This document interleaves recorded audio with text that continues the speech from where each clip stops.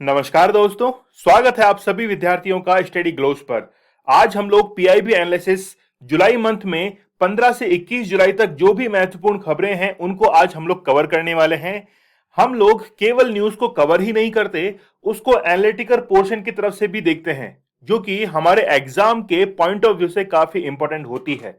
जो भी serious aspirants हैं उनके लिए एक एडवाइस है कि आप लोग बड़े अच्छे से इस सेशन को देखा करो, क्योंकि आप लोग को आंसर राइटिंग में तो हेल्प मिलेगी ही, साथ में प्रीलिम्स में जो स्टेटमेंट वाले क्वेश्चन आते हैं, स्टेटमेंट्स वाले, उनको भी सॉल्व करने में आप लोगों को काफी हेल्प यहां से मिलने वाली है। तो चलिए शुरुआत करते हैं। हम लोग जुलाई मंथ के 15 से 21 जुलाई के बीच में जो भी महत्वपूर्ण न्यूज हैं उनको हम लोग कवर करते हैं। आप लोग मुझे इंस्टा पर फॉलो कर सकते हैं, दीपक इंदौरा 021। इसके साथ में ही टेलीग्राम पर आप लोगों को लेक्चर का नोटिफिकेशन अवेलेबल हो जाता है, दीपक इंदौरा ऑफिशियल।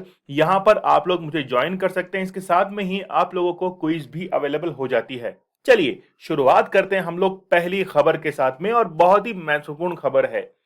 क्या है पहली खबर? रिसेंटली हुआ क्या है, आप लोगों ने क्वाड कंट्रीज का नाम सुना होगा। क्वाड बेसिकली एक ऐसा ग्रुप है जो कि चाइना को काउंटर करने के लिए बनाया गया था, और उसमें इंडिया, यूएसए, ऑस्ट्रेलिया और जापान शामिल है। लेकिन वैसा ही ठीक रिसेंटली एक और जो है ग्रुप वो बनाया गया है, जिसको I2 और U2 नाम दिया गया है। I2 मींस इंडिया और इजराइल, और U2 means UAE and US.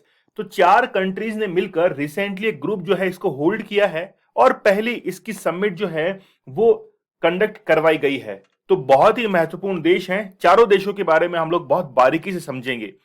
सबसे पहले हम लोग देखेंगे कि कॉन्टेक्स्ट क्या है, उसके बाद में की हाइलाइट्स क्या हैं इस न्यूज के, और फिर I2U2 ग्रुप के बारे में भी देखेंगे कि क्या ये रेलेवेंट है, और इसके बाद में कैसे इसको क्वाड कंट्रीज के जैसे जो ग्रुप है क्वाड कंट्रीज का, ठीक वैसे ही इसको निर्मित किया गया है। चलिए शुरुआत करते हैं हम लोग कॉन्टेक्स्ट से। देखिए रिसेंटली यूएई ने I2U2 शिखर सम्मेलन में दक्षिण एशिया और मध्य पूर्व में खाद्य असुरक्षा से, यानी कि फूड जो इनसिक्योरिटी है उससे निपटने के मदद के लिए चार देशों का समूह जो है वो बनाया है। लेकिन पहले मैं आप लोगों को इसकी बैकग्राउंड जो स्टोरी है वो समझा देता हूं। देखिए इसके अंदर क्या है, बेसिकली टू मिडिल ईस्ट जो है वो कंट्री शामिल हैं, जिसमें एक तो है यूएई और दूसरा है इजराइल। तो यूएई और इजराइल जो है वो हमेशा यूएसए और इंडिया के वर्चस्व से काफी ज्यादा प्रभावित रहते हैं। और एक ग्रुप आप लोगों ने ऑलरेडी सुना होगा, क्वाड्रिलैटरल ग्रुप है, जिसमें इंडिया, यूएसए, जापान और ऑस्ट्रेलिया जो है वो शामिल होते हैं। बेसिकली क्वाड ग्रुप का निर्माण चाइना को करने के लिए बनाया गया था। जैसे हम लोग बात करें इकोनॉमिकल कॉरपोरेशन की, इसके साथ में हम लोग बात करें डिफेंस की, और इसके साथ में हम लोग अदर एस्पेक्ट्स की बात करें, तो क्वाड ग्रुप जो है वो ये सारा काम करता है। लेकिन सबसे महत्वपूर्ण बात है कि क्वाड ग्रुप जो है ये धीरे धीरे इसकी भी जो वर्चस्व है वो धीरे धीरे कम होता हुआ दिखाई दे रहा है, क्योंकि नए जो कंट्रीज हैं वो इसको ज्वाइन नहीं कर पा रहे हैं। क्वाड ग्रुप के द्वारा ही एक मालाबार मिलिट्री एक्सरसाइज जो है वो भी कंडक्ट करवाई जाती है। इनमें कुछ जो मिडिल ईस्ट के देश हैं उनका भी शामिल होना जरूरी था। मिडिल एशिया के जो देश हैं जैसे इसराइल और यूएई इसके अंदर शामिल हुए हैं, तो ये बहुत अच्छी बात होगी। तो ये जो कॉरपोरेशन यहां पर बनाया गया है इसमें सबसे महत्वपूर्ण भूमिका रहेगी यूएसए की। उसके बाद में सेकंड नंबर पर हम लोग रख सकते हैं इंडिया को, थर्ड नंबर पर हम लोग रखेंगे इसराइल, और फोर्थ नंबर पर रखेंगे यूएई। तो ये चार देश जो है वो बहुत ही महत्वपूर्ण रोल अदा करने वाले हैं। चारों देश अपने प्रयास से भारत में एक इंटीग्रेटेड फूड पार्क जो है उसको भी निर्मित करेंगे। गुजरात के अंदर ये बनने वाला है, जिसकी कीमत रहेगी $2 बिलियन। तो रिसेंटली इसको भी अनाउंस किया गया है। सबसे पहले हम लोग इसकी की हाइलाइट्स को देख लेते हैं कि I2U2 के जितने भी लीडर्स थे उन्होंने क्या रिसेंटली अनाउंस किया है। आप लोग को पता होगा कि जलवायु जो यानी कि क्लाइमेट चेंज के लिए COP21, COP26, COP28 जो है ऐसी मीटिंग्स बार बार जो है वो आयोजित होती रहती हैं। रिसेंटली वहां पर भी ये निर्णय लिया गया है कि अंतर्राष्ट्रीय अक्षय ऊर्जा एजेंसी, मतलब इंटरनेशनल रिन्यूएबल एनर्जी एजेंसी जो है, एजेंसी का मूल स्थान और वर्ष 2023 में COP28 का मेजबान यूएई जो है वो पूरे भारत के अंदर जो है वो इंटीग्रेटेड फूड पार्क्स की एक पूरी चेन जो है वो बनाएगा, जिसमें $2 बिलियन इसमें खर्च करेंगे। साथ ही में आप लोगों को पता होगा कि इस इजराइल की डिफेंस टेक्नोलॉजी जो है वो बड़ी जबरदस्त है। तो इजराइल के द्वारा यहां पर टेक्नोलॉजी ट्रांसफर भी किया जाएगा। तो ये सारी बातें जो है यहां पर महत्वपूर्ण हैं। इसके साथ में हम लोग देखेंगे कि फूड इनसिक्योरिटी जो हमेशा एशिया के अंदर या हम लोग कहें कि मिडिल ईस्ट के अंदर हमेशा बनी रहती है, उसके अंदर भी ये चारों देश मिलकर बहुत अच्छा काम करने वाले हैं। जिसमें जो फसल होती है यानी क्रॉप होती है, इसकी यील्ड्स को कैसे बढ़ाया जाए, इसके प्रोडक्शन को कैसे बढ़ाया जाए और क्लाइमेट चेंज को कैसे जो है वो कंट्रोल किया जाए, इसके लिए चारों देश जो है वो मिलकर काम करेंगे। सबसे महत्वपूर्ण भारत के लिए यह है कि गुजरात के अंदर एक हाइब्रिड रिन्यूएबल एनर्जी प्रोजेक्ट जो है इसकी शुरुआत की जाएगी और इसमें 300 मेगावाट का इसमें सोलर और जो विंड एनर्जी प्लांट है उसको भी यहां पर क्या किया जाएगा, निर्मित किया जाएगा। तो भारत के लिए बहुत अच्छी सौगात जो है वो यहां पर हमको देखने को मिल रही है। देखिए, चाइना को यदि काउंटर करना है तो इकोनॉमिकली ट्रैप जो है उसको क्रिएट करना होगा, क्योंकि चाइना ने ऑलरेडी श्रीलंका, यहां तक कि मालदीव, म्यांमार, बांग्लादेश, पाकिस्तान ऐसे देशों के अंदर अपने इकोनॉमिकल ट्रैप को काफी हद तक जो है वो फैला लिया है। जिसके चलते जैसे श्रीलंका भी कंगाल हुआ है, तो अब जो है वो बारी आ सकती है। हो सकता है कि बांग्लादेश का नंबर आ जाए, हो सकता है पाकिस्तान का नंबर आ जाए, लेकिन इन कंट्रीज को अपने फेवर में करने के लिए इंडिया, यूएसए, इजराइल और यूएई जो है वो काफी हद तक प्रयास कर रहे हैं। और फूड सिक्योरिटी तो इसका एक क्या है, एक की पॉइंट हम लोग कह सकते हैं।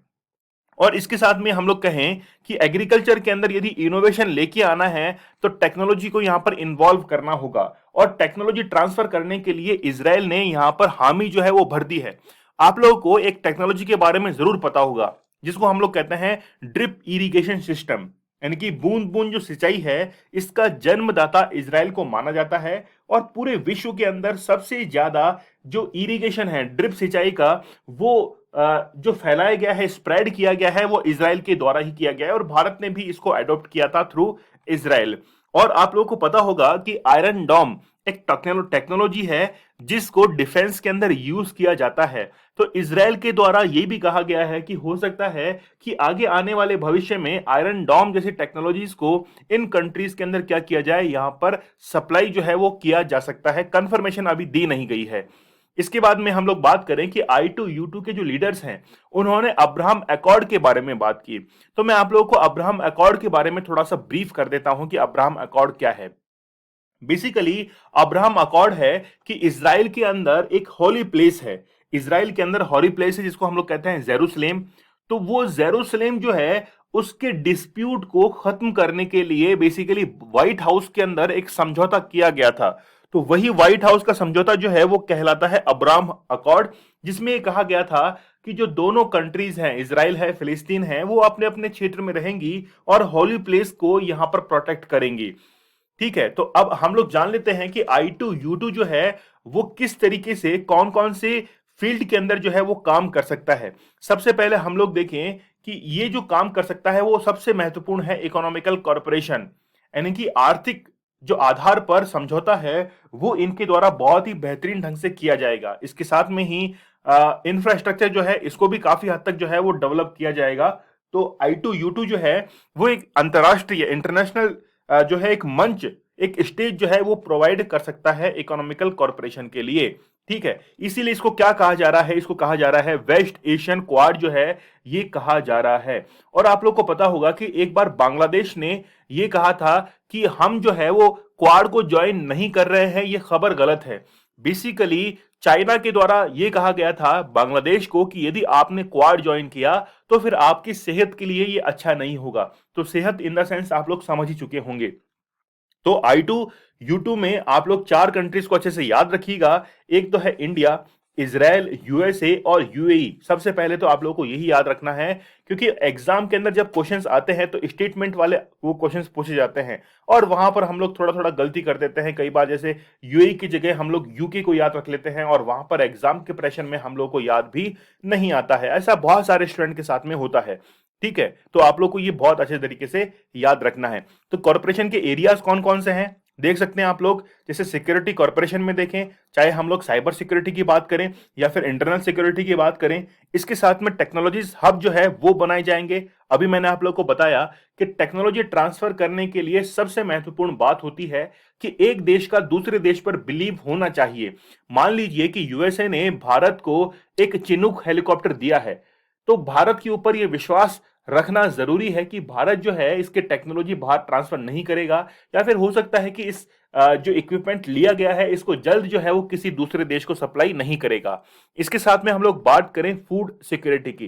देखिए, रिसेंटली आप लोग को एक न्यूज पता होगा कि इंडिया जो है वो 2023 तक, इंडिया 2023 तक चाइना को जो है वो क्या कर देगा, सरपास कर देगा इन टर्म्स ऑफ पॉपुलेशन। तो वहां पर जैसे ही पॉपुलेशन बढ़ती है तो फूड ग्रेन्स जो है इनकी भारी मात्रा में कमी आ सकती है।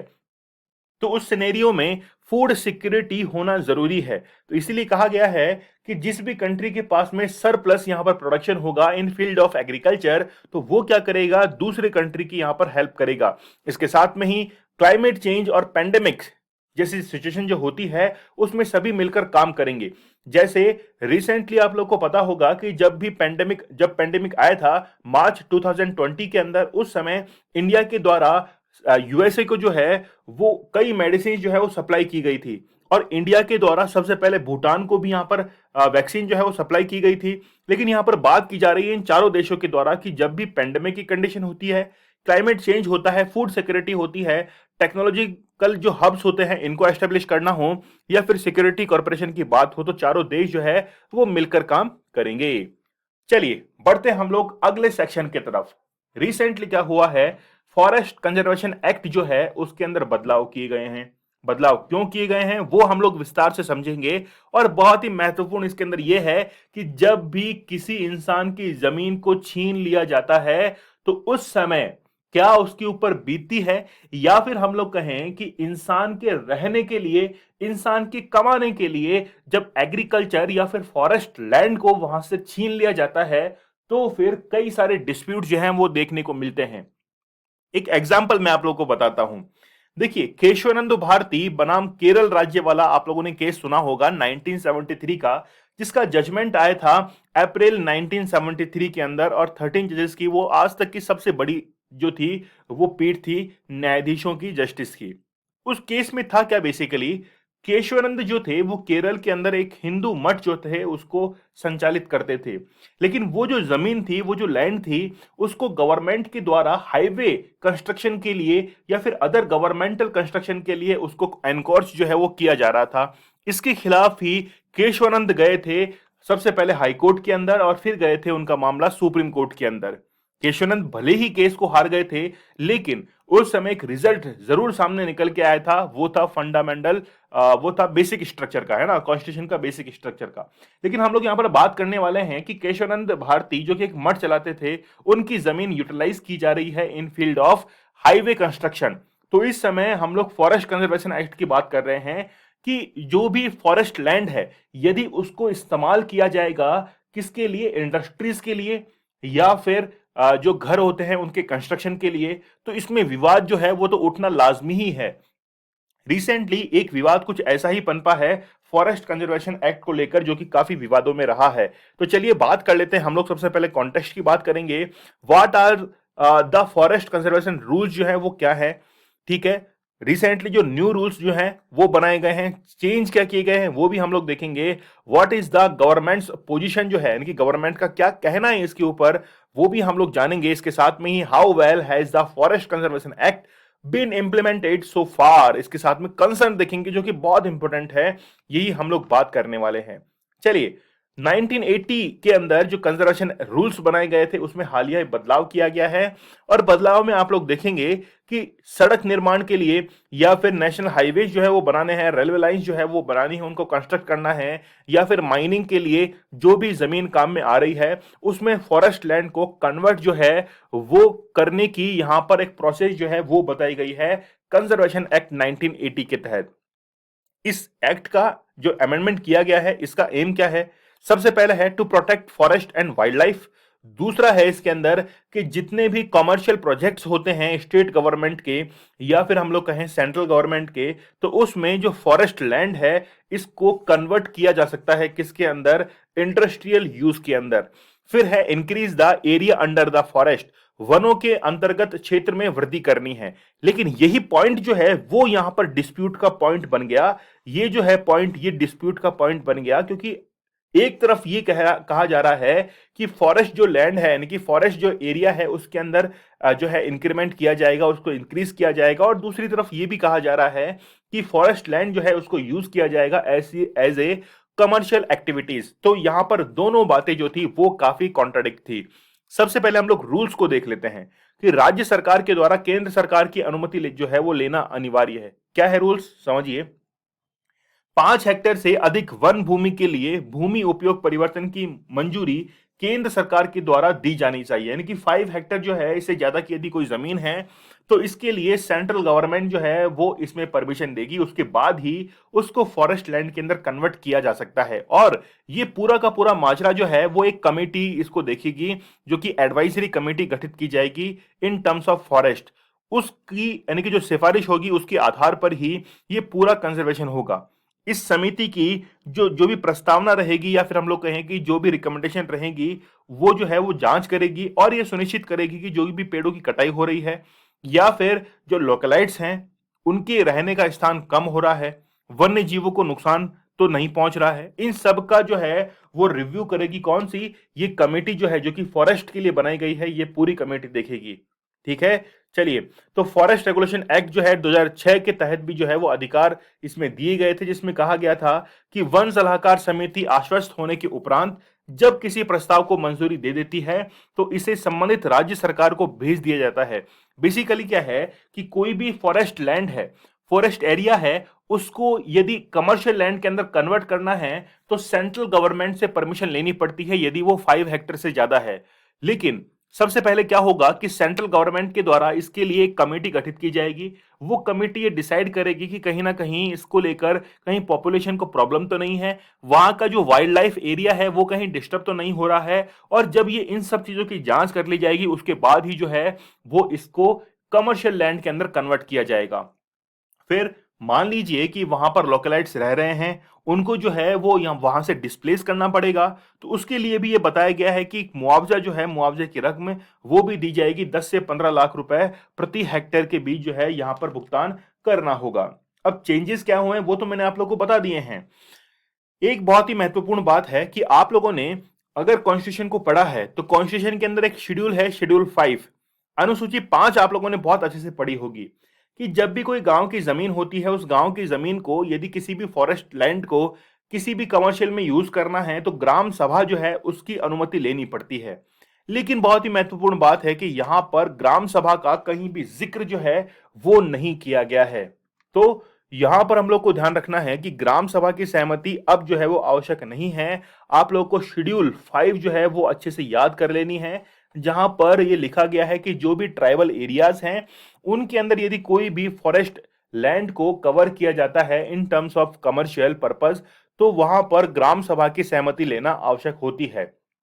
ठीक है, इसके लिए 1992 के अंदर 1992 के अंदर एक कमेटी गठित की गई थी जिसका नाम था भूरिया कमेटी।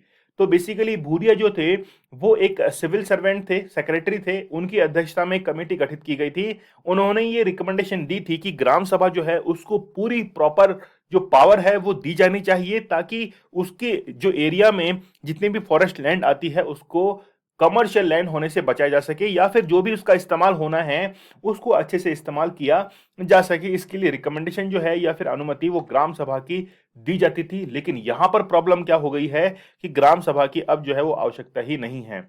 फिर देखिए वन भूमि जो है डिफाइंड फॉरेस्ट लैंड, तो 1996 तक राज्य सरकार के द्वारा सूचीबद्ध मानी गई है वन भूमि यानी कि फॉरेस्ट लैंड जो है इसको कौन जो है वो करता है डिटेक्ट, वो करती है स्टेट गवर्नमेंट। तो वह भूमि जो रेलवे या अन्य मंत्रालयों की थी और जिस पर जंगल उग गए हैं उसे अब वन जो है वो नहीं माना जाएगा। मतलब इसके अलावा सभी जो है वो फॉरेस्ट लैंड के अंदर काउंट की जाएगी। इसके साथ में ही जैसे हम लोग कहें कि कोई नेशनल इंपॉर्टेंस की कोई भी जमीन है तो उसको जो है वो सरकार आसानी से, यानी कि सरकार जो है उसको इजीली एनकोर्ज कर सकती है। ठीक है, व्हाट इज गवर्नमेंट पोजीशन? अब सरकार का इसमें क्या कहना है? सरकार ये कह रही है कि जो भी मैनेज करना है वो बेसिकली यहां पर ह्यूमंस के लिए ही मैनेज किया जा रहा है, उनके फैसिलिटीज को इंक्रीज करने के लिए ही किया जा रहा है। तो वनों की कमी वाले अन्य राज्यों में वनीकरण की जो है वो अनुमति देंगे। मतलब जहां पे ऑलरेडी जो है वो फॉरेस्ट लैंड कम है, आप लोग को पता होगा कि 33% जो है वो होना चाहिए मिनिमम। तो अगर इससे भी कम है, बहुत ज्यादा कम है, तो वहां पर जो है वो फॉरेस्टेशन की यहां पर क्या दी जाएगी? अनुमति दी जाएगी, और इसके लिए प्रोत्साहन जो है वो भी किया जाएगा। तो बेसिकली जो 1980 के अंदर एक्ट बना था उसको अमेंडमेंट किया गया था 2006 के अंदर, और उसमें ये कहा गया था कि जहां पर फॉरेस्ट लैंड धीरे धीरे कम हो रही है वहां पर जो कमर्शियल एक्टिविटीज हैं उनको धीरे धीरे क्या किया जाएगा? कम किया जाएगा, ताकि वहां पर फॉरेस्ट का जो एरिया है वो धीरे धीरे क्या हो सके? बढ़ सके। ठीक है, इसके साथ में आप लोग देखेंगे कि पुअर इंप्लीमेंटेशन, बेसिकली जो भी एक्ट इंडिया के अंदर बनाए गए हैं उनका इंप्लीमेंटेशन इतना अच्छे ढंग से नहीं हो पाता है, जिसके चलते ये सारी प्रॉब्लम जो है देखी जाती हैं। जैसे हम लोग यहाँ पर बात करें कि फॉरेस्ट एंड एनवायरनमेंट जो एजेंसी है, यानी कि जो पूरी की पूरी यहाँ पर मंत्रालय की हम लोग बात करें तो उनके द्वारा एक समिति गठित की जाती है, ताकि वो क्या दे सके कि जो भी सवाल है उन पर सहमति दे सके, जांच कर सके, और पूरा का पूरा यहाँ पर क्लेरिफिकेशन या एनओसी जो है वो दी जा सके। लेकिन सबसे महत्वपूर्ण बात है कि ग्राम सभा को यहाँ से हटा दिया गया है कि ग्राम सभा अब एनओसी देने के लिए यहाँ पर उत्तरदायी नहीं है। ठीक है, तो यहां पर जब भी ट्राइबल एरियाज की बात की जाती है तो फिर उनको लेकर बड़ी प्रॉब्लम हो रही है, और सरकार को लेकर ये बहुत ज्यादा विवादों के अंदर मुद्दा जो है वो आ चुका था कि यदि फॉरेस्ट की लैंड को कमर्शियल पर्पस के लिए यूज किया जाएगा तो वहां पर जितने भी ट्राइब्स रहते हैं उनका क्या होगा? क्या मुआवजे के तौर पर उनके जीवन जो है उनको खतरा होने से, जो है जीवन समाप्त होने से बचाया जा सकता है? यदि उनका जीवन खतरे में होता है तो क्या मुआवजे को लेकर उनका जीवन सुरक्षित हो जाएगा? ये बड़ा एक कंसर्न जो था वो रिसेंटली पार्लियामेंट के अंदर भी उठा था। चलिए आगे हम लोग नेक्स्ट न्यूज की बात कर लेते हैं। आई होप 2 पॉइंट मैंने जो आप लोगों को 2 न्यूज क्लियर करवाई है वो आप लोगों को समझ में आ चुकी होगी।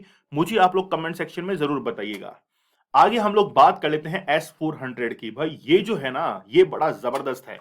देखिए क्या है, मान लीजिए कि किसी भी व्यक्ति ने आपके ऊपर पत्थर फेंका है और आपके पीछे एक बहुत बड़ा जो है वो खड़ा है डिफेंडर, यानी कि कोई भी आपके ऊपर कुछ फेंकेगा तो वो डिफेंडर क्या करेगा कि आपके ऊपर वो पत्थर या फिर कोई भी वस्तु जो है वो लगने नहीं देगा, ऑटोमेटिक जो है उसको डिटेक्ट कर लेगा। जैसे अभी हम लोग बात कर रहे थे आयरन डोम की, इजराइल का बहुत ही बेहतरीन जो है वो डिफेंस सिस्टम है आयरन डोम, जिसमें दुश्मन देश के द्वारा जो भी रॉकेट लॉन्चर्स दागे जाते हैं उनको वो हवा के अंदर ही क्या कर देता है? नष्ट कर देता है। यही टेक्नोलॉजी इसी प्रिंसिपल के ऊपर बेस है S-400, जो कि हमने रिसेंटली रशिया से परचेज किया था। ठीक है, अब यहां पर एक वर्ड आप लोग देख रहे होंगे कि इंडिया को जो है वो वेवर दिया है किसने? यूएस ने। अब वेवर क्यों दिया है? देखिए बेसिकली क्या हुआ है कि एक एक्ट है, यानी कि कार्डसा एक्ट के बारे में हम लोग इसमें बात करेंगे कि कार्डसा एक्ट के तहत जो रेस्ट्रिक्शन थे, है ना, वो लगाए थे यूएसए ने, लेकिन फिर भी भारत को जो है वो वेवर क्यों दिया गया है वो हम लोग यहां पर बात करने वाले हैं।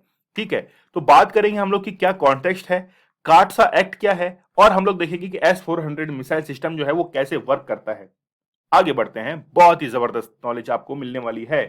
देखिए, यूएस हाउस ऑफ रिप्रेजेंटेटिव, उन्होंने एक विधेयक जो था, एक बिल वो पास किया कि जो भी देश जो है वो क्या करेंगे, रसिया से या फिर हम लोग कहें कि जो ईरान है वहां से कोई भी डिफेंस इक्विपमेंट लेंगे तो उनके ऊपर सैंक्शंस जो है वो कौन लगाएगा? यूएस लगाएगा। हमने जब रशिया से S-400 लिया तो यूएस ने हमको धमकी दी थी इंडिया को कि आप पर जो है वो सैंक्शंस लगाए जाएंगे। लेकिन इंडिया के द्वारा यह कहा गया कि जब आप लोग कार्डसा एक्ट को लेकर आ रहे हैं, इससे पहले ही हमारी S-400 की डील जो है वो रशिया के साथ में हो चुकी थी, तो हमारे ऊपर जो है वो कार्डसा एक्ट नहीं लगता है।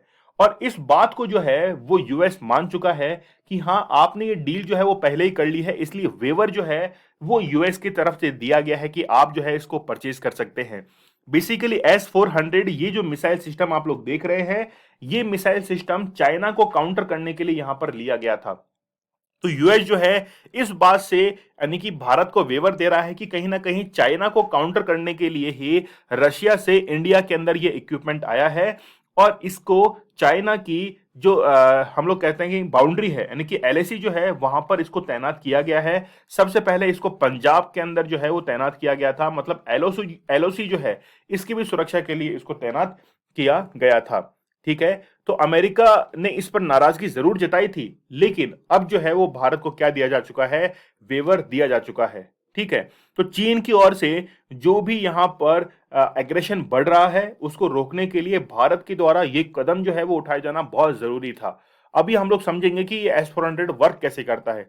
सबसे पहले आप लोग कार्डसा के बारे में समझिए, और कार्डसा जो है ना ये आप लोग के लिए बहुत इंपॉर्टेंट है। ठीक है, सबसे पहले आपको इसकी फुल फॉर्म आनी चाहिए, countering America's advisories through sanction act. ठीक है, तो अमेरिका के द्वारा जो भी एडवाइजरीज जारी की गई है वो मानने के लिए ये एक्ट जो है वो बनाया गया। और कोई नहीं मानता है तो हम लोग कहते हैं कि उसने कार्डसा का क्या किया है, उल्लंघन किया है। तो भारत के ऊपर भी ये आरोप लगा कि जो भी ईरान से, रशिया से, नॉर्थ कोरिया से जो भी कोई प्रोडक्ट खरीदता है तो उसके ऊपर सैंक्शन जो है वो लगाए जाएंगे। लेकिन भारत के साथ में क्या हुआ, भारत को आपको पता है कि उभरती हुई अर्थव्यवस्था है, और भारत के ऊपर यदि सैंक्शंस लगा दिए तो भारत क्या करेगा कि चाइना का साथ देना शुरू कर देगा, या फिर चाइना और इंडिया ये आपस में मिल जाएंगे और प्रॉब्लम क्रिएट हो सकती है यूएस के लिए। और आप लोग को पता है कि साउथ चाइना सी के अंदर वैसे ही डिस्प्यूट चल रहा है। देखिए, यूएस जो है इसी बात से तो डरता है, भारत जो है अपनी टेक्नोलॉजी खुद विकसित कर लेता है। तो भारत जो है वो एक नॉन अलाइंड कंट्री है, किसी के साथ जो है वो भारत नहीं है, और भारत जो है वो सबके साथ है। ठीक है, तो ये कानून जो है वो 2017 के अंदर लाया गया था, क्रीमिया पर जब रूस का कब्जा हुआ था 2014 के अंदर, और 2016 के अमेरिकी राष्ट्रपति चुनावों में कथित हस्तक्षेप के जवाब में पारित जो है इसको किया गया था। ठीक है, तो क्रीमिया पर जो है इसको कब किया गया था, 2014 के अंदर जो है रशिया के द्वारा इसको जो है ले लिया गया था। ठीक है, इसके तहत रूस के रक्षा और खुफिया क्षेत्रों में महत्वपूर्ण लेन देन करने वाले देशों के खिलाफ लगाए जाने वाले प्रतिबंधों को जो है वो इसमें शामिल किया जाता है। अब हम लोग बात कर लेते हैं S-400 की। तो S-400 जो है वो triumph is a mobile surface to air missile system, जो कि डेवलप किया गया था 1990 के अंदर। It is most dangerous operationally deployed modern long range SAM, यानी कि यहां पर हम लोग कह सकते हैं कि ये जो है MLR surface to air missile in the world, considered much ahead of the US deployed terminal. ये क्वेश्चन जो है वो आप लोगों ने यूपीएससी के अंदर देखा होगा कि थर्ड जो है, थर्ड ये एक क्या है, एरिया डिफेंस सिस्टम है, यानी कि ये जो है terminal high altitude area defence system जो है वो यूएस के द्वारा यहां पर क्या किया गया था, निर्मित किया गया था। और ये क्वेश्चन कहां पर आ चुका है, यूपीएससी के अंदर ऑलरेडी पूछा जा चुका है। तो एलएसी पर और एलओसी पर हम लोगों ने S-400 तैनात कर दिया है। अब चाइना की तरफ से कोई भी मिसाइल आती है तो हम लोग क्या कर सकते हैं, उसको इजीली डिफेंड कर सकते हैं। तो भारत ने S-400 को अपनाने के लिए बेसिकली 5 मिलियन अमेरिकी डॉलर में जो है वो 2018 के अंदर क्या किया था, यहां पर समझौता किया था। ठीक है, तो ये आप लोग को बहुत अच्छे से ध्यान रखना है। ठीक है, अब देखिए कि जो भी कार्डसा एक्ट को हमारे ऊपर इंपोज किया गया था वो पूरी तरीके से यहां पर जो है उसको भारत ने नकार दिया, और इसी के तहत यूएस के द्वारा वेवर दिया गया कि ठीक है आप S-400 को परचेज कर सकते हैं और उसको आप इंटरनेशनल बॉर्डर पर जो है वो भी तैनात कर सकते हैं। तो ये पूरा वाक्य जो है वो हम लोगों ने समझा है। अब हम लोग देख लेते हैं कि S-400 जो है वो बेसिकली वर्क कैसे करता है। यहां पर S-400 मिसाइल सिस्टम के अंदर कुल 8 मिसाइल जो है वो रखी जाती हैं। टोटल 8 बैरल्स होते हैं। 8 बैरल्स के अंदर मिसाइल सिस्टम जो है वो सरफेस टू एयर अटैक करने के लिए तैयार रहते हैं, और ये पूरा का पूरा सिस्टम जो है वो एक ट्रक के ऊपर यहां पर तैनात कर दिया जाता है। जैसे ही इस ट्रक को, अब यहां पर आप लोग देखिए कि जैसे इस ये जो पूरा इक्विपमेंट है ये रडार के संपर्क में रहता है, और जैसे ही रडार को सूचना मिलती है कि दूसरे देश का कोई फाइटर जेट जो है वो आ रहा है, यदि इसको उड़ाना है तो ये क्या करेगा, यहां से हवा के अंदर इस मिसाइल को जो है वो टारगेट करेगा। मिसाइल जो है, ये मिसाइल सिस्टम जो है किसको टारगेट करेगा, इस एयरक्राफ्ट को जो है टारगेट करेगा और इसको क्या कर देगा, नेस्ते नाबूद कर देगा, है ना। तो ये बहुत जबरदस्त जो है S-400 ये भारत के द्वारा अपनाया गया है। अगली न्यूज, अगली न्यूज क्या है, वो बड़ी जबरदस्त है। देखिए SCO, संघाई कॉरपोरेशन ऑर्गेनाइजेशन, ये चाइना के द्वारा बनाया गया एक ऐसा ग्रुप है, यानी कि संघाई 5 के नाम से ग्रुप जाना जाता था। और अब इसमें दो नए देश ईरान और बेलारूस शामिल हो चुके हैं। इसके मेन बनाने का पर्पस था कि जो भी मिडिल एशिया के अंदर जो टेररिज्म है उसको कैसे भी करके रोका जाए। तो एशिया के अंदर जो टेररिज्म इतना ज्यादा पनप रहा है उसको कैसे रोका जाए, इसको लेकर ही एससीओ जो है ये बनाया गया था। और इसके बारे में हम लोग जानेंगे कि एससीओ क्या चीज है, ईरान और बेलारूस को यहां पर क्यों जो है वो शामिल किया गया है। ठीक है, चलिए। तो चीन और रूस के द्वारा समर्थित है एससीओ, और इसमें ईरान और बेलारूस जो है वो शामिल हुए हैं। देखिए, एससीओ का पहले भारत मेंबर नहीं था, लेकिन 2016 के अंदर पाकिस्तान को और इंडिया को दोनों को एक साथ जो है यहां पर सीट जो है वो मिली थी, मतलब मेंबरशिप जो है वो मिली थी। भारत ने इसके लिए यह भी कहा था कि ये जो एससीओ ग्रुप है ये कहीं ना कहीं टेररिज्म जो है इसको रोक पाने के लिए बहुत ज्यादा जो है वो वर्क नहीं कर पा रहा है, इसलिए कहीं ना कहीं असफल होता हुआ ये भारत की तरफ से जो है वो दिखाई दे रहा है। तो अगले साल जो है एससीओ की मेजबानी भारत के द्वारा की जाएगी, और उस समय भारत जो है वो एक बहुत जबरदस्त स्टांस जो है वो ले सकता है against to China and Pakistan. ठीक है, और वाराणसी को एससीओ क्षेत्र की पहली पर्यटन और सांस्कृतिक राजधानी के रूप में भी क्या कर लिया गया है, टूरिज्म एंड कल्चरल कैपिटल जो है वाराणसी को वो यहां पर चुन लिया गया है। तो याद रखिएगा आप लोग कि अगला जो है समिट वो भारत के अंदर होना जा रहा है। तो मेंबर स्टेट कौन कौन से हैं, चाइना है, कजाकिस्तान है, किर्गिस्तान है, रशिया है, तजाकिस्तान है, उज्बेकिस्तान है, और इंडिया जो पाकिस्तान ने 2016 के अंदर जो है इसको ज्वाइन किया था। ऑब्जर्वर स्टेट्स कौन कौन से हैं, अफगानिस्तान है, बेलारूस। तो बेलारूस और ईरान जो है इन दोनों को यहां पर क्या कर लिया गया है, शामिल कर लिया गया है। ठीक है, मंगोलिया देखिए, ये भी ऑब्जर्वर स्टेट है। मंगोलिया बिल्कुल लैंडलॉक कंट्री है। उलन बतूर जो है ये इसकी कैपिटल है। तो मंगोलिया के अंदर एक डेजर्ट है, मुझे आप लोग कमेंट सेक्शन में बताइए कि मंगोलिया के अंदर एक डेजर्ट स्थित है, उसका नाम क्या है। उसको कोल्ड डेजर्ट की कैटेगरी में रखा जाता है। डायलॉग पार्टनर्स आप लोग देख सकते हैं, अर्मेनिया है, अजरबैजान है, कंबोडिया है, नेपाल है, श्रीलंका है, टर्की है। गेस्ट जो अटेंडेंट्स हैं वो कौन कौन से हैं, आसियान कंट्रीज हैं, तुर्कमेनिस्तान है, सीआईएस है, यूएन है। ये सब क्या है, ये गेस्ट अटेंडेंस हैं। ठीक है, देख लेते हैं हम लोग इसके बारे में कि एससीओ जो है, एससीओ के अंदर ईरान और बेलारूस जो है वो अब अपनी सदस्यता को हासिल कर लेंगे। ठीक है, 2017 के बाद पहला विस्तार जो है ये किया गया है, क्योंकि 2017 के अंदर या 2016-17 के अंदर भारत और पाकिस्तान इसमें शामिल हुए थे, और उसके बाद अभी जो है वो दो नए देशों को इसमें शामिल किया जा रहा है। जब भी इसको बनाया गया था एससीओ को, तो इसको शंघाई 5 जो है वो कहा जा रहा था। तो चीन और रूस ने मिलकर इसको जो है वो निर्मित किया था। खासकर यूक्रेन पर रूस के आक्रमण के बाद एससीओ को पश्चिमी देशों के जवाब के रूप में जो है वो तैयार करना चाहते हैं। समझ गए होंगे आप लोग, क्योंकि एशियन कंट्रीज हैं सारी की सारी, और रिसेंटली रशिया ने जो अटैक किया है यूक्रेन के ऊपर, तो इसको काउंटर जवाब देने के लिए, बेसिकली एक ग्रुप दिखाने के लिए भी एससीओ का जो है वो यहां पर निर्माण किया गया है। एससीओ के जो सेक्रेटरी जनरल हैं जैंग मिंग, उनका क्या कहना है कि इस दौर का जो समूह में विस्तार है, ये एससीओ का जो है वो अंतरराष्ट्रीय प्रभाव बढ़ने के कारण है, कि एससीओ का जो प्रभाव है वो धीरे धीरे बढ़ रहा है। इस कारण दो नए देश जो हैं वो इसके अंदर शामिल किए गए हैं। अब ये नाटो से भिन्न है क्या, देखिए नाटो की फुल फॉर्म आप लोगों को पता होगी, नॉर्थ अटलांटिक ट्रीटी ऑर्गेनाइजेशन, और ब्रुसेल्स के अंदर इसका जो हेडक्वार्टर है वो निर्मित है। 1949 के अंदर इसका निर्माण किया गया था, और अमेरिका के प्रभाव वाला ये एक सैनिक संगठन है।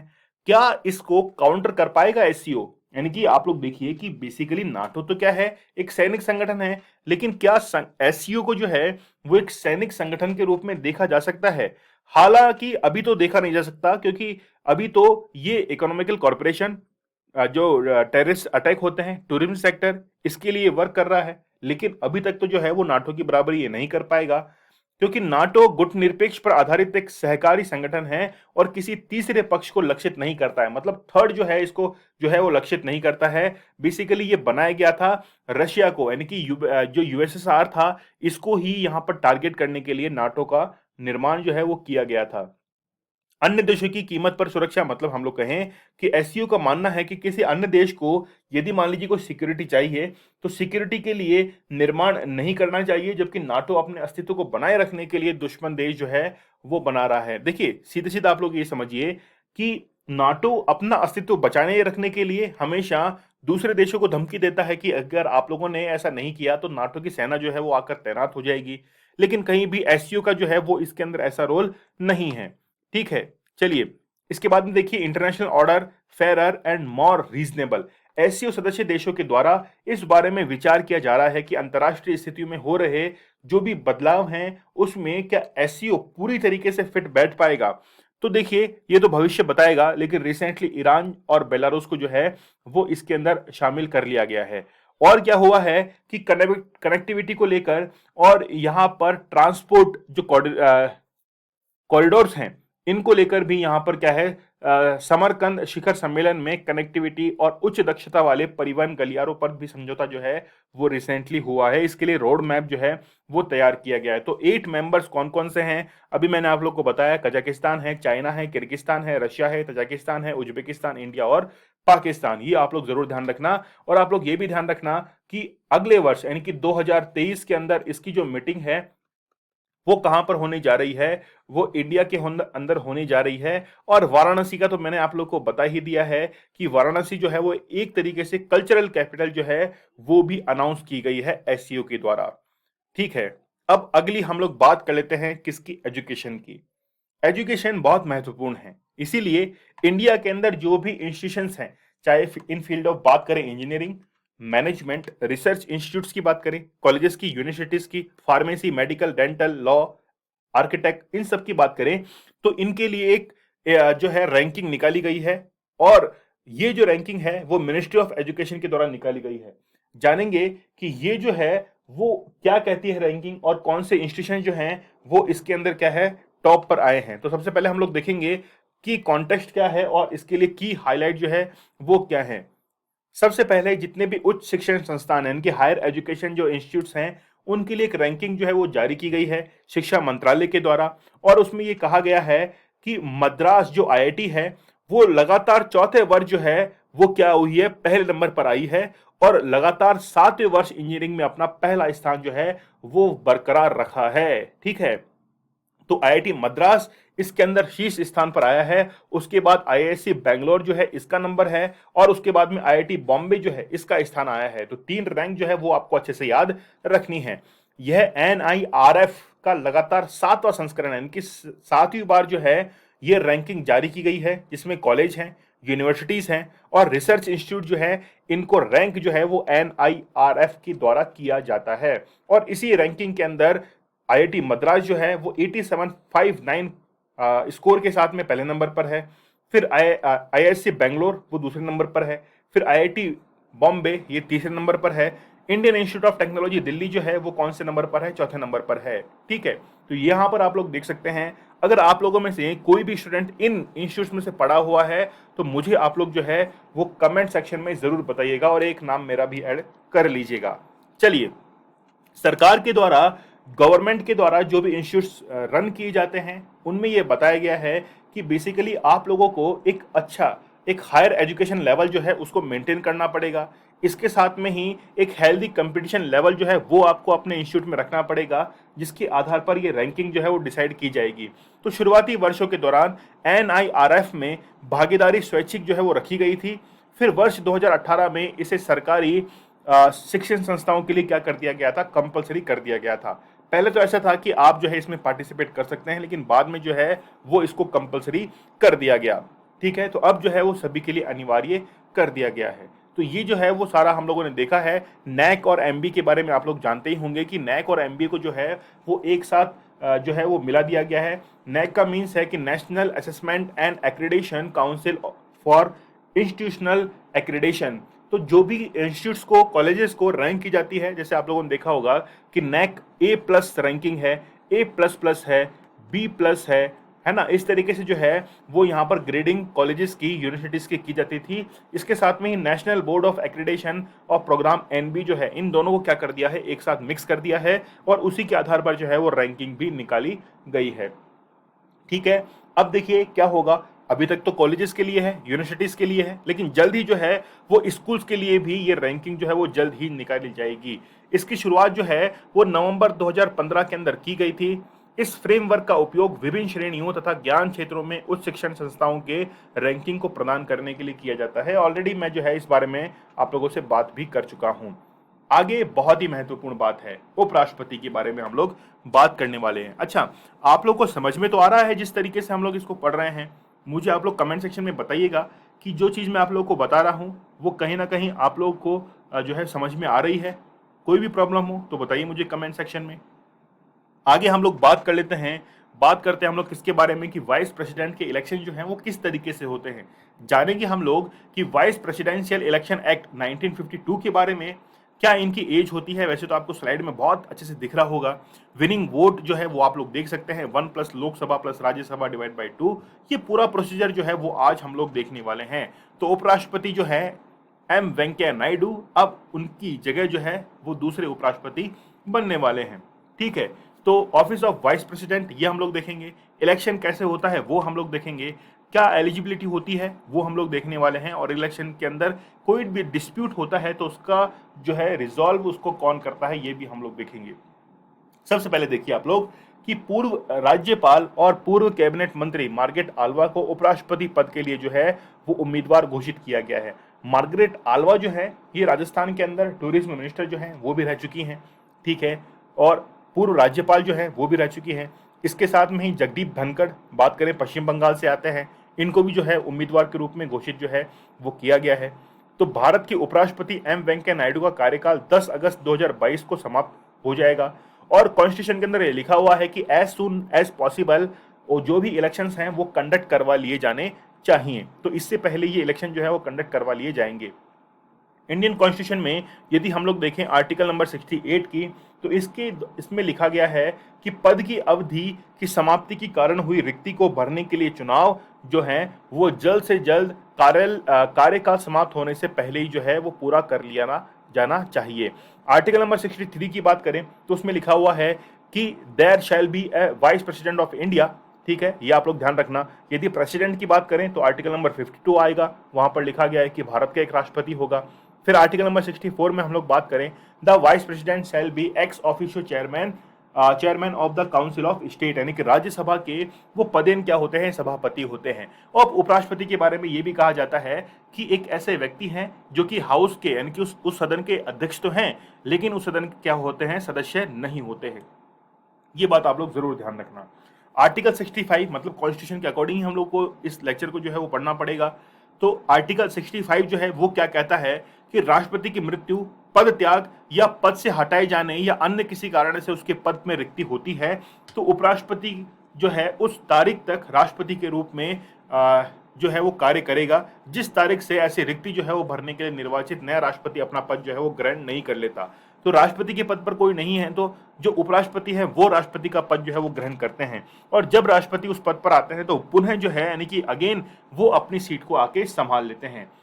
अब हम लोग बात कर लेते हैं इलेक्शन कमीशन की। आर्टिकल नंबर 324 जो है यहाँ पर जिक्र करना जरूरी है। वही उपराष्ट्रपति के लिए इलेक्शन जो है वो कंडक्ट करवाता है as according to presidential and vice presidential election act 1952। इसके तहत जो है वो सारे क्या करवाए जाते हैं, इलेक्शंस करवाए जाते हैं। इसके साथ ही जो रूल्स हैं वो कहाँ पर लिखे हुए हैं, एक्ट लिखा हुआ है 1974 के अंदर। तो इसके तहत ही चुनाव आयोग जो है ये क्या करवाता है, पूरे इलेक्शंस को कंडक्ट करवाता है। ठीक है, तो ये ऑलरेडी हम लोग समझ चुके हैं। तो यहां पर हम लोग को एक आर्टिकल और समझना है, article number 66 of constitution, vice president as elected by the member of the electoral college. ठीक है, अब उसके अंदर शामिल कौन कौन सा होता है, राज्यसभा के जो इलेक्टेड मेंबर्स हैं वो होते हैं उसके अंदर शामिल, नॉमिनेटेड मेंबर जो हैं वो भी शामिल होते हैं राज्यसभा के, और इलेक्टेड मेंबर जो होते हैं वो लोकसभा के वो भी शामिल होते हैं। तो हम लोग ये कह सकते हैं राज्यसभा लोकसभा के सभी मेंबर इसमें शामिल होते हैं। इस तरीके से आप लोग याद रख लीजिए, चाहे लोकसभा के हों चाहे राज्यसभा के हों, सभी मेंबर जो हैं वो इसके अंदर शामिल होते हैं, चाहे वो नॉमिनेटेड हों या फिर इलेक्टेड हों, सभी शामिल होते हैं। लेकिन जब हम लोग बात करते हैं प्रेसिडेंट की तो वहां पर एक आर्टिकल का जिक्र किया जाता है, वो है आर्टिकल नंबर 54, जहां पर इलेक्टोरल ग्रुप की बात की जाती है फॉर प्रेसिडेंट। उसमें केवल इलेक्टेड मेंबर ही पार्टिसिपेट करते हैं। लेकिन दोनों में डिफरेंस ये है कि एक तो इलेक्टेड मेंबर्स पार्टिसिपेट करते हैं और दूसरी बात कि यहां पर प्रेसिडेंट के इलेक्शन के अंदर स्टेट लेजिस्लेटिव असेंबली जो है वो भी पार्टिसिपेट करती है। लेकिन उपराष्ट्रपति के चुनाव में ऐसा कोई भी जो है स्टेट लेजिस्लेटिव असेंबली का मेंबर जो है वो इसके अंदर यहाँ पर जो है वो भागीदार नहीं होता है। ठीक है, चलिए, चूंकि निर्वाचक मंडल के सभी सदस्य संसद के दोनों सदनों के सदस्य होते हैं इसलिए प्रत्येक सदन सदस्य के मत का मूल्य जो है वो एक होता है। समझ गए होंगे आप लोग। बेसिकली होता क्या है कि जितने भी मेंबर ऑफ पार्लियामेंट हैं उनके वोट ऑफ कोर्स जो है वो क्या होती है, वो बराबर होती है, इसलिए उसको क्या कर लिया जाता है, एक मान लिया जाता है। ठीक है, तो ये आप लोग जो है वो अच्छे से ध्यान रखिएगा। एक रिटर्निंग ऑफिसर जो है वो भी इसके अंदर अपॉइंट किए जाते हैं। जैसे हम लोग कह सकते हैं कि जो सेक्रेटरी जनरल होते हैं भारत को, यानी कि लोकसभा को, भारत के उपराष्ट्रपति के कार्यकाल के वर्तमान चुनाव के लिए निर्वाचन अधिकारी के रूप में जो है उनको क्या किया जाता है, अपॉइंट किया जाता है। ठीक है, चलिए की फैक्ट क्या क्या है। और देखिए, निर्वाचन आयोग के निर्वाचन अधिकारी की सहायता से संसद भवन में सहायक निर्वाचन अधिकारी की नियुक्त करने का भी निर्णय बेसिकली लिया जाता है। तो बेसिकली आप लोग देखिए कि यहाँ पर एज ग्रुप जो होता है वो होता है कितना, 35 साल जो है वो इनकी उम्र होती है। भारत का नागरिक होना जरूरी है और राज्यसभा के लिए चुना जाने के लिए वो क्या होने चाहिए, एलिजिबल होने चाहिए। और कोई भी लाभ के पद पे ना हो, ऑफिस ऑफ प्रॉफिट जो है वो कोई भी धारण ना करे, तब जो है वो इसके लिए एलिजिबल माने जाते हैं। ठीक है, आर्टिकल नंबर 66 क्या कहता है कि कोई भी व्यक्ति जो भारत सरकार के या किसी राज्य सरकार के अधीन उक्त सरकारों में से किसी नियंत्रण में किसी स्थानीय या अन्य प्राधिकारी के अधीन कोई लाभ का पद धारण करता है तो वो भी क्या हो जाएगा, वो लाभ का पात्र जो है, यानी कि निर्वाचन का पात्र नहीं होगा। तो अभी जिसकी हम लोग बात कर रहे थे, ऑफिस ऑफ प्रॉफिट, ये जो है उसके पास में नहीं होना चाहिए, तभी वो जो है एलिजिबल माना जाएगा। और ये जो है लाभ का पद, इसको क्या किया गया है, कॉन्स्टिट्यूशन के अंदर डिफाइन नहीं किया गया है ना। तो ये आप लोग को बहुत अच्छे से याद रखना है कि ऑफिस ऑफ प्रॉफिट जो है उसको कहीं पर भी कॉन्स्टिट्यूशन के अंदर डिफाइन नहीं किया गया। जैसे आर्टिकल 17 की हम लोग बात करें, अनटचेबिलिटी, उसको भी कहीं पर भी डिफाइन नहीं किया गया है।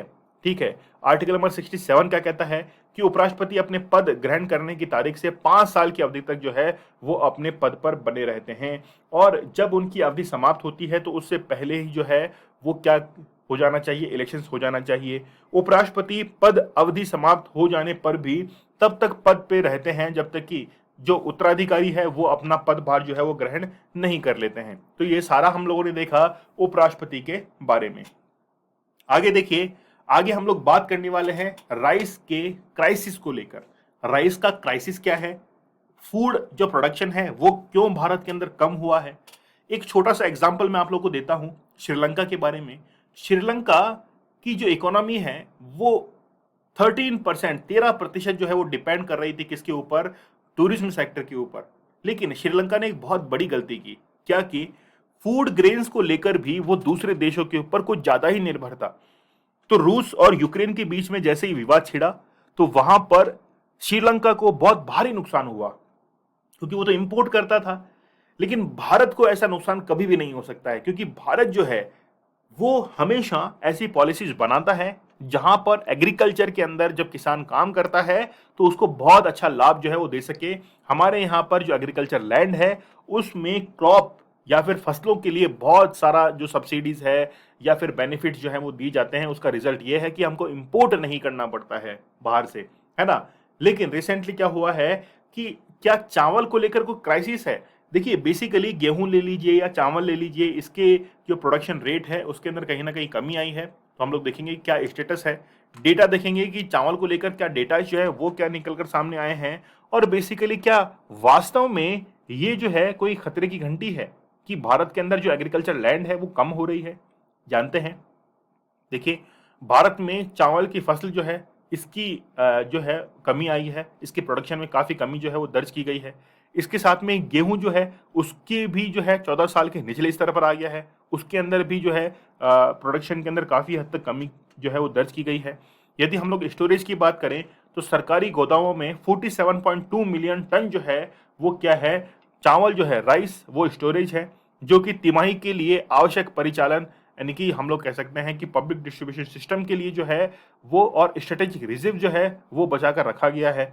तो चावल और गेहूं का उत्पादन जो है पिछले कुछ महीनों के अंदर काफी हद तक कम हुआ है। लेकिन यहाँ पर क्राइसिस की कोई बात नहीं है, क्योंकि हमारे पास में स्टोरेज और स्ट्रेटेजिक जो है वो काफी सारा हमारे पास में स्टोर है। ठीक है, यदि भारत की मुख्य फसल की बात की जाए तो मुख्य फसल चावल है। कुल खाद्यान्न का उत्पादन 40% जो है योगदान कौन करता है, चावल करता है। धान का विश्व में सबसे बड़ा एक्सपोर्टर जो है वो कौन है, अभी हम लोग एक्सपोर्ट की बात ही कर रहे थे, वो कौन है, भारत है। तो पूरे वर्ल्ड में जो एक्सपोर्ट होता है चावल, उसमें 40% जो हिस्सा है वो किसका है? भारत है। इससे ही हमारा फॉरेक्स रिजर्व जो है वो उसको भी बूस्ट अप करने में काफ़ी हेल्प मिलती है। तो यही हमारे लिए क्या है, एक पॉजिटिव पॉइंट है कि हम लोग फूड ग्रेन्स को लेकर किसी अदर कंट्री के ऊपर डिपेंड नहीं है, हम सेल्फ डिपेंडेंट हैं, भारत के अंदर उपजा लेते हैं। तो चीन के बाद भारत विश्व का दूसरा बड़ा चावल उत्पादक देश है। लेकिन रिसेंटली हुआ क्या है, कमी आई है।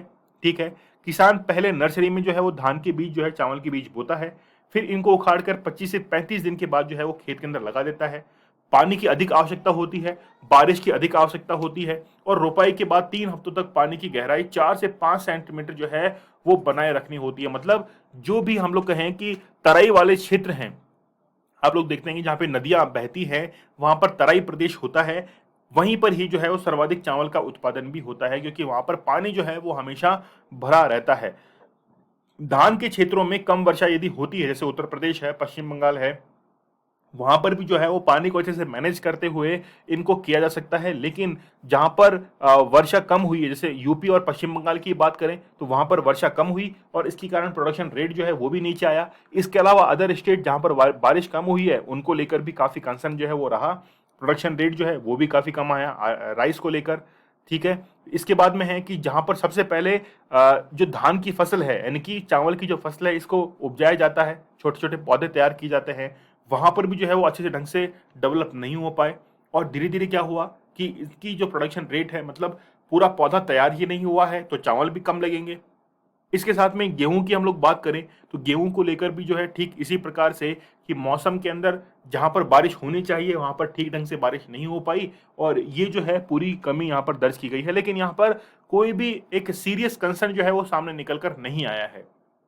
ठीक है, टॉप 10 राइस प्रोडक्शन जो कंट्रीज हैं वो कौन कौन सी है, तो चाइना हम लोगों ने देखा पहले नंबर पर है, और इंडिया जो है वो इसके अंदर दूसरे नंबर पर है। इसके बाद में Pakistan, Bangladesh, Myanmar, Thailand, Indonesia, Vietnam, Philippines, Brazil जो है ये क्या है, चावल के उत्पादक देश हैं। पूरे विश्व के अंदर 10 कंट्रीज हम लोगों ने ऐसे देखे हैं। आगे हम लोग बात कर लेते हैं डॉलर के मुकाबले रुपए की, है ना भाई। पैसा पैसा क्यों करती है, पैसे पे क्यों मरती है?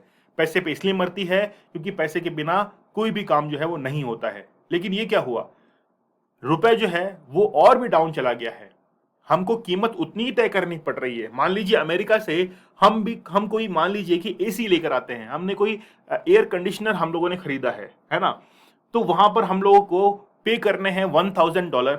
अब $1000 उनकी रेट जो है वो तो फिक्स है ना कि भाई $1000 है, लेकिन हमारा रुपया जो है यानी कि रुपीज जो है वो कम जाएगा, मतलब कि कंपेयर टू डॉलर उसके प्राइस जो है वो बढ़ जाएंगे, जैसे $80 के आसपास बढ़ चुके हैं, तो हमारे जेब से जो है ज्यादा पैसा निकलेगा। रीजंस तो हम लोग देखेंगे ही कि ऐसा क्यों हुआ है कि डॉलर के मुकाबले रुपए जो है वो काफी कमजोर क्यों हुआ है, वो हम लोग इस सेक्शन के अंदर जानने वाले हैं। तो what is rupees exchange rate जो है वो वर्तमान में क्या चल रही है, ऐसा क्या हुआ कि जैसे ही फॉरेक्स रिजर्व कम हुआ तो ये जो है रुपीज की वैल्यू बहुत कम हुई। What will be effect on Indian economy के ऊपर क्या इफेक्ट करने वाला है, हम लोग बात करेंगे आरबीआई की एक जो है ब्लैक स्वान रिपोर्ट के बारे में भी। Should policy makers prevent the fall, ये जो है क्या इसको रोका जा सकता है, जानेंगे हम लोग। देखिए रिसेंटली क्या हुआ है कि भारतीय रुपए जो है वो पहली बार ₹80 तक जो है वो पहुंच चुका है, यानी कि $1 इज इक्वल टू 80 रुपीज। अब देखिए पहले जहां पर हम लोग $1 इज इक्वल टू 70 रुपीज पे करते थे, अब हम लोग ₹10 एक्स्ट्रा पे कर रहे हैं $1 के ऊपर ही। यदि मान लीजिए कि हम लोगों को हर $1000 जो है वो क्या करना है, यहाँ पर किसी को पेमेंट करना है, तो हम लोग क्या करेंगे, दस रुपए जो है वो $1 पर ही कर रहे हैं, तो यहाँ पर हम लोग को 10,000 रुपए जो है वो एक्स्ट्रा पे करने पड़ेंगे उस एक प्रोडक्ट के लिए, है ना। तो यहाँ पर ये जो है वो बड़ी परेशानी खड़ी हो सकती है। आई थिंक आप लोग को ये चीज समझ में आ रही होगी, लेकिन ऐसा हुआ क्यों वो हम लोग यहाँ पर जान लेते हैं। तो $1 के मुकाबले जो है वो काफी हद तक कमी आए हैं। तो डॉलर की तुलना में रुपए की विनिमय दर अनिवार्य रूप से $1 की संख्या है जिसे $1 में खरीदने की आवश्यकता होती है। यह न केवल अमेरिकी सामान बल्कि अन्य सामानों और सेवाओं जैसे कच्चा तेल की हम लोग बात करें, व्यापार को खरीदने के लिए एक महत्वपूर्ण मैट्रिक जो है अमेरिकी डॉलर में होता है।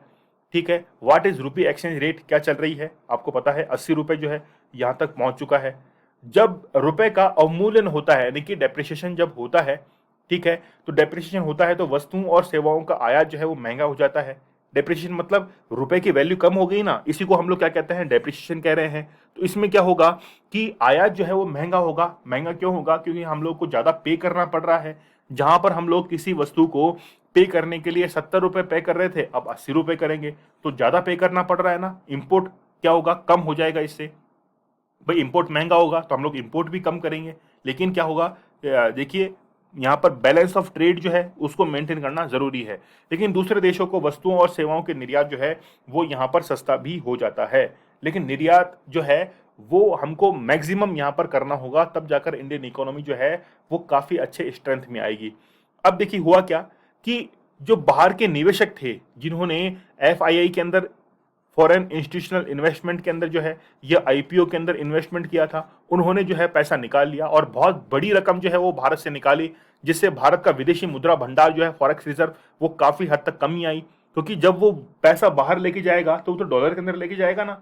यदि वो डॉलर के अंदर लेके जाएगा तो उस कंडीशन के अंदर भारत का फॉरेक्स रिजर्व जो है वो कम आता गया, और कम आने के कारण ही आरबीआई ने एक रिपोर्ट जारी की जिसको ब्लैक स्वान रिपोर्ट जो है वो कहा गया, और उसमें मंदी के आसार जो है वो बताए गए थे आरबीआई के द्वारा। लेकिन देखेंगे ये तो भविष्य बताएगा कि मंदी आती है कि नहीं आती, लेकिन यूएस जो है वो जरूर अभी एक मंदी का सामना कर रहा है। तो भारत के पास वर्तमान में पूंजी खाता शेष जो है, यानी करंट अकाउंट डेफिसिट जो है, डेफिसिट, और चालू खाता घाटा जो है, कैपिटल अकाउंट सरप्लस, ठीक है। तो दोनों जो है यानी कि कैपिटल अकाउंट सरप्लस, पूंजी खाता अधिशेष, और करंट अकाउंट डेफिसिट, चालू खाता घाटा जो है वो अभी वर्तमान में भारत के पास में है। क्योंकि बैलेंस ऑफ ट्रेड जो है उसमें हम लोग ज्यादा क्या कर लेते हैं, इंपोर्ट कर लेते हैं। बीओटी के अंदर इंपोर्ट जो है वो भारत के द्वारा ज्यादा किया जाता है, जिससे भारत को भारी नुकसान होता है, ठीक है। तो अभी जो है वो 47.5 अरब डॉलर जो है वो सरप्लस के अंदर जो है हम लोग को यहाँ पर दिखाई दे रहा है। आरबीआई जो है वो वीकली बीओपी जो है, बैलेंस ऑफ पेमेंट, इसको क्या करता है, बैलेंस ऑफ पेमेंट जो है इसको क्या करता है, इसकी निगरानी करता है। इस तरह से इंटरप्शन करता है जिससे यह सुनिश्चित हो सके कि रुपए जो है इसकी एक्सचेंज रेट हमेशा एक स्टेबल जो है वो बनी रहे, इसमें कोई भी जो है वो नुकसान ना हो, इसकी वैल्यू डाउन ना हो। तो करंट अकाउंट डेफिसिट की हम लोग बात करें तो करंट अकाउंट डेफिसिट बेसिकली क्या होता है कि जो भी हम लोग आयात को वस्तुएं करते हैं और जो विजिबल होती हैं, फिजिकली हम लोग को दिखती हैं, उसको चालू खाता घाटा करंट अकाउंट डेफिसिट के अंदर काउंट किया जाता है। चालू खाता किसी देश के विदेशी लेन देन के बारे में बताता है, और पूंजी खाते की तरह देश के भुगतान संतुलन का क्या होता है, यानी कि बैलेंस ऑफ पेमेंट जो है इसका एक फैक्टर होता है जिसके आधार पर किसी देश की इकोनॉमी जो है इसको मेजर किया जा सकता है, ठीक है। अब यहां पर जब विदेशी जो इन्वेस्टर्स थे उन्होंने भारत के जो फॉरेक्स रिजर्व से पैसे निकाल लिए, मतलब अपना इन्वेस्टमेंट बाहर की तरफ वापस से ले गए, फॉरेक्स रिजर्व कम हुआ, इससे इन्फ्लेशन जो है वो क्या भारत के अंदर आएगा, वो चीज समझिए। देखिए इंपोर्ट जो है उसको तो हम लोग कम से कम करेंगे। जब इंपोर्ट हम लोग कम से कम करेंगे तो भारत के अंदर जो वस्तुएं हैं उनके दाम जो है वो क्या हो जाएंगे, बढ़ना शुरू हो जाएंगे, क्योंकि इंपोर्ट कम करेंगे और भारत के अंदर जो पहले से ही वस्तुएं हैं वो सीमित हैं और लोग जो है वो तो डिमांड करेंगे, तो भारत के अंदर वस्तुएं जो हैं उनकी कीमतों में बढ़ना शुरू हो जाएगा, है ना। तो कीमत जो है वो बढ़ना शुरू हो जाएगी, और जब कीमत बढ़ना शुरू हो जाएगी और लोगों की पहुंच के बाहर हो जाएगी वो, जैसे मान लीजिए कि वस्तु की कीमत 10 रुपए हो चुकी है लेकिन किसी व्यक्ति की जेब में 5 रुपए ही है, तो उसकी जो है वो पॉकेट से बाहर है, तो इस कंडीशन में वो उसको नहीं खरीदेगा और मार्केट के अंदर वो चीज जो है वो ऐसे कैसे पड़ी रहेगी। इन्फ्लेशन की कंडीशन जो है वो इस तरीके से बन सकती है, ठीक है। क्या इस फाल को जो है वो जो है इसको प्रिवेंट कर सकते हैं? देखिए फिलहाल के तौर पर तो भारत को जो है वो बैलेंस ऑफ पेमेंट जो है इसको बैलेंस करना पड़ेगा, और जो भी फॉरेक्स रिजर्व है इसको क्या करना पड़ेगा, इसको अच्छी तरीके से इस पर ध्यान देना पड़ेगा। क्या करना पड़ेगा कि भारत समय के साथ अपने जो फॉरेक्स रिजर्व है इसको क्या कर देगा, समाप्त कर देगा, क्योंकि वैश्विक निवेशकों का वित्तीय दबदबा जो है वो काफी अधिक है। देखिए हम लोग को फॉरेक्स यानी कि जो फॉरेन इन्वेस्टमेंट है उस पे तो डिपेंड जो है हर कंट्रीज रहता है, लेकिन कम से कम डिपेंड हो तब जाकर जो है वो इस प्रिवेंट, ये जो है फॉल, इसको क्या किया सकता है, प्रिवेंट किया सकता है। तो ये पूरा जो है वो हम लोगों ने इस लेक्चर के अंदर, इस सेक्शन के अंदर जो है वो देख लिया है। लेकिन आरबीआई ने जैसे ही रिपोर्ट जारी की ब्लैक स्वॉन के नाम से, तब से इंडियन मार्केट के अंदर जो शेयर है वो भी काफी हद तक जो है वो गिरने लगे थे उसी न्यूज को लेकर। आगे हम लोग बात करने वाले हैं सेंट्रल बैंक डिजिटल करेंसी। आप लोगों ने बिटकॉइन का नाम सुना होगा। बिटकॉइन क्या है? एक क्रिप्टो करेंसी है लेकिन वो एक ऐसी क्रिप्टो करेंसी है, या फिर इरिथ्रियम का आप लोगों ने नाम सुना होगा, है ना, बहुत सारी ऐसी करेंसीज आती हैं। लेकिन वो करेंसीज क्या होती हैं, वो सेंट्रलाइज्ड नहीं होती हैं। सेंट्रलाइज इन द सेंस किसी भी सेंट्रल गवर्नमेंट के द्वारा वो नहीं निकाली जाती हैं। और जब कोई बैंक उसको नहीं निकालेगा तो उसकी एक्सेप्टेंस भी नहीं होगी। आज आप लोग किसी फल फ्रूट वाले के पास में जाते हैं, कोई फ्रूट्स लेने जाते हैं, तो वहां पर उसको 100 रुपए देते हैं, वो इजीली जो है वो एक्सेप्ट कर लेता है। वहीं पर आप उसको क्या दीजिए, बिटकॉइन दीजिए, वो क्या एक्सेप्ट करेगा? नहीं करेगा। तो बेसिकली जो भारत का बैंक है, रिजर्व बैंक ऑफ इंडिया, उनके द्वारा एक सेंट्रल बैंक डिजिटल करेंसी जो है वो रिलीज की गई है, ताकि रुपए के तौर पर जो है उसको काम में लिया जा सके। जानेंगे हम लोग कि क्या कॉन्टेक्स्ट है, क्या बेनिफिट्स है, कि क्या वाकई में नीड थी सीबीडीसी की। इसके बारे में जानेंगे हम लोग कि क्या चीज है ये। फिर recent steps toward to CBDC, RBI के द्वारा क्या क्या स्टेप्स लिए गए हैं, क्या चैलेंजेस इसके सामने हैं। और एक कमेटी की हम लोग बात करेंगे, एससी गर्ग कमेटी, जिनके द्वारा ये रिकमेंडेशन दी गई थी कि सेंट्रल जो डिजिटल करेंसी है और इसको जो है वो किस तरीके से लागू किया जाना चाहिए। ठीक है, चलिए बात करते हैं हम लोग इस लेक्चर में। भारतीय रिजर्व बैंक यानी कि आरबीआई ने क्या किया है कि होलसेल या रिटेल क्षेत्र में चरणबद्ध तरीके से सेंट्रल बैंक डिजिटल करेंसी जो है इसकी लागू करने की प्रक्रिया जो है वो रिसेंटली यहाँ पर बताई गई है। अब आप लोग सोचेंगे कि जो दूसरे देश हैं वहां पर, तो जैसे एल सल्वाडोर की हम लोग बात करें तो एल सल्वाडोर में वहां पे लीगली कर दिया गया है, तो क्रिप्टो करेंसी को लीगल कर दिया गया है और वहां पर एक्सचेंज के तौर पर क्रिप्टो करेंसी को यूज कर सकते हैं। लेकिन भारत के अंदर ऐसा कुछ भी नहीं है। भारत के अंदर जितने भी बैंक्स हैं, कमर्शियल जो बैंक होते हैं, वो आपसी लेन देन के लिए एक, हम लोग कह सकते हैं कि डिजिटल करेंसी ऑलरेडी यूज कर रहे हैं। लेकिन वही डिजिटल करेंसी जब आम आदमी के लिए पहुंच जाएगी तो वो काफी ज्यादा बेनिफिट जो है वो दे सकती है। पहली बात तो ये रहेगा कि आज इजीली ट्रांजैक्शन जो है उनको डिटेक्ट किया जा सकता है, या फिर जो टैक्स पेयर है उन पर नजर रखी जा सकती है कि वो आसानी से अपना और पूरा जो है वो टैक्स पे करें। पैसा जो है यानी कि ब्लॉकचेन टेक्नोलॉजी जो है उसको अच्छे से फॉलो किया जा रहा है। तो ये सारा जो है वो डिजिटल करेंसी के बहुत सारे बेनिफिट जो है वो हो सकते हैं। ठीक है, तो आप लोग देख सकते हैं कि सीबीडीसी की मदद से भारत में एमएसएमई को तत्काल जो है ऋण संभव हो सकता है। बहुत सारी है, केवल यही नहीं, बहुत सारे जो है वो इसके बेनिफिट्स हैं। ठीक है, अब देखिए सबसे महत्वपूर्ण बात है कि इसकी आवश्यकता क्यों थी। देखिए, एक ब्लॉकचेन टेक्नोलॉजी काम करती है जिसमें पैसा जो है वो कहीं ना कहीं उसको ब्लैक मनी के अंदर कन्वर्ट कर लिया जाता है। लेकिन यदि हम लोग यूज लेंगे डिजिटल करेंसी को तो ब्लैक मनी जो है इस पर अच्छा कंट्रोल जो है वो रखा जा सकता है।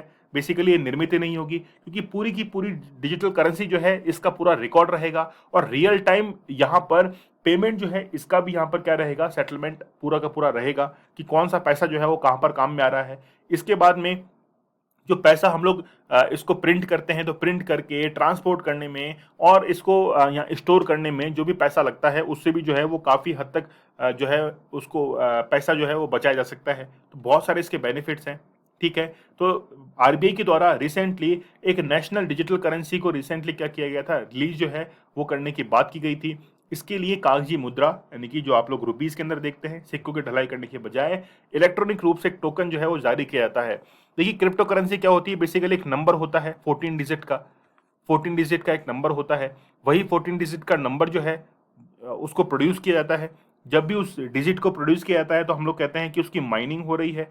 और चाइना जो है कि जो है डिजिटल करेंसी की माइनिंग करने में सबसे आगे है। क्रिप्टो करेंसी सबसे ज़्यादा माइनिंग होती है चाइना के अंदर।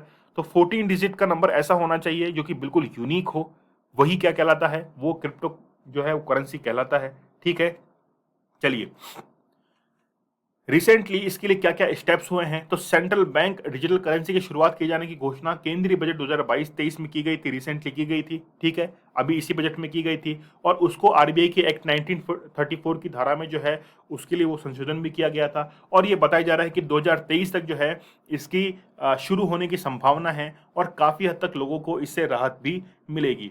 ठीक है, बुनियादी जानकारी एकत्रित करने में जितने भी टैक्स पेयर्स हैं उनसे इजीली टैक्स लिया सकता है। पैसे का लेन देन कहाँ पर हो रहा है वो इजीली यहाँ पर डिटेक्ट किया जा सकता है।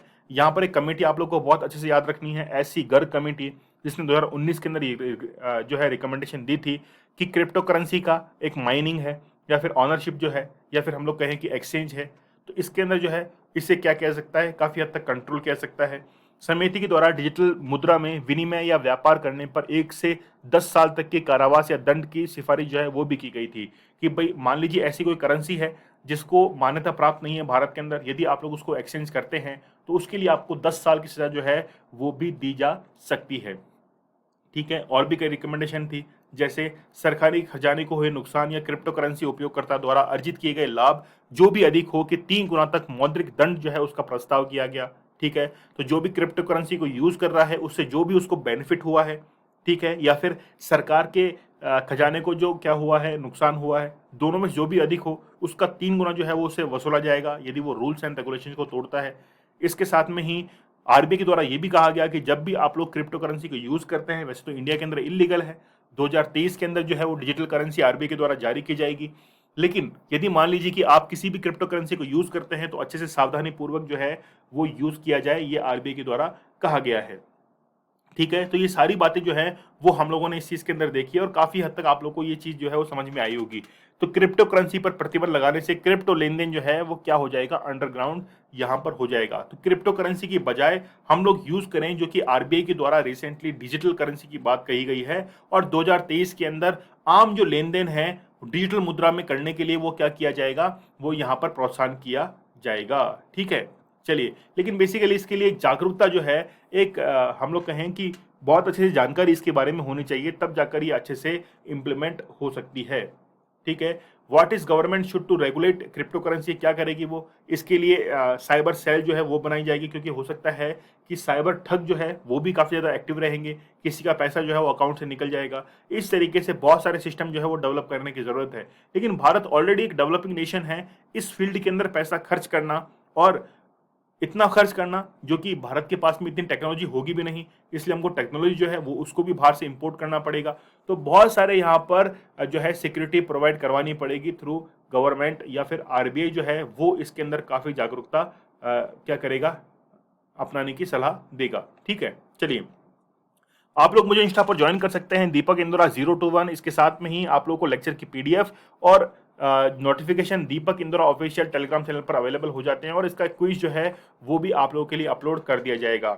स्टडी ग्लोज आप लोगों के लिए बहुत ही बेहतरीन कंटेंट लेकर आता है, नॉलेज इज पावर, ये हमारी टैगलाइन है। लास्ट वीक यानी कि जुलाई मंथ का लास्ट वीक जो है उसके लिए भी आपका एक लेक्चर जो है वो जल्दी आप लोग को मिलेगा, तो स्टडी ग्लोज पर आप लोग लेक्चर्स को देखते रहना। सेशन को लाइक कर दीजिए, शेयर कर लीजिए और सब्सक्राइब करना मत भूलिएगा स्टडी ग्लोज को। मिलते हैं हम लोग नेक्स्ट सेशन में, तब तक के लिए धन्यवाद, थैंक यू।